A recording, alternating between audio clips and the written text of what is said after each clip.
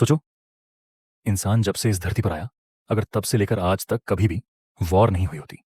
ना कोई सीमा, ना कोई कंट्री, ना कोई ये मेरा है, ये तेरा है का झगड़ा।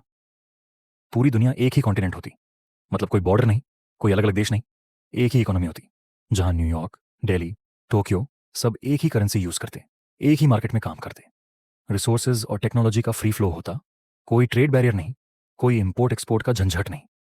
डिफेंस बजट्स जो आज ट्रिलियंस हैं, वो सारे फंड्स एजुकेशन, हेल्थ और साइंटिफिक रिसर्च में लगते। टेक्नोलॉजी इतनी तेजी से आगे बढ़ती कि शायद आज हम मार्स पर कॉलोनीज बना चुके होते। इंसान की लाइफ क्वालिटी इतनी बेहतर होती कि औसतन वो 120 से 150 साल तक जिंदा रह सकते। बीमारियां जो आज हमारे लिए बड़ी प्रॉब्लम है, जैसे कैंसर, डायबिटीज, हार्ट डिजीज, लगभग खत्म हो चुकी होती। मेडिकल साइंस इतनी एडवांस्ड होती कि एजिंग प्रोसेस को भी स्लो किया जा सकता था। बायोलॉजिकल साइंस इतनी आगे बढ़ जाती कि हर इंसान का एवरेज आईक्यू 200 प्लस तक पहुंच जाता। नैनो टेक्नोलॉजी इतनी एडवांस्ड होती कि ऑब्जेक्ट्स को इनविजिबल करना, जो आज केवल साइंस फिक्शन है, वो आम हो जाता। डीएनए एडिटिंग इतना कॉमन और सेफ होता कि हर कोई अपनी जेनेटिक्स को कस्टमाइज कर सकता, जैसे डिजीज रेजिस्टेंस, एनहांस्ड इंटेलिजेंस और बायोलॉजिकल अपग्रेड्स।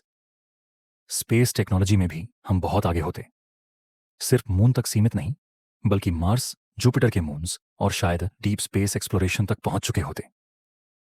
इंटरप्लैनेटरी ट्रैवल इतना आम होता कि लोग अपने हॉलिडे स्पेस स्टेशंस या दूसरे ग्रहों पर बिताते। और अब सबसे बड़ी बात, हम शायद टाइप 1 सिविलाइजेशन बन चुके होते, मतलब अपनी पूरी अर्थ की एनर्जी को हार्नेस कर पाते। और हो सकता है कि हम धीरे धीरे टाइप 2 सिविलाइजेशन की ओर बढ़ रहे होते, जहां हम अपनी पूरी सोलर सिस्टम की एनर्जी को यूज कर पाते, जैसे जुपिटर के मून से एनर्जी निकालना या एस्ट्रॉइड्स को कैच कर उनके रेयर एलिमेंट्स और मिनरल्स को ग्रहण करना।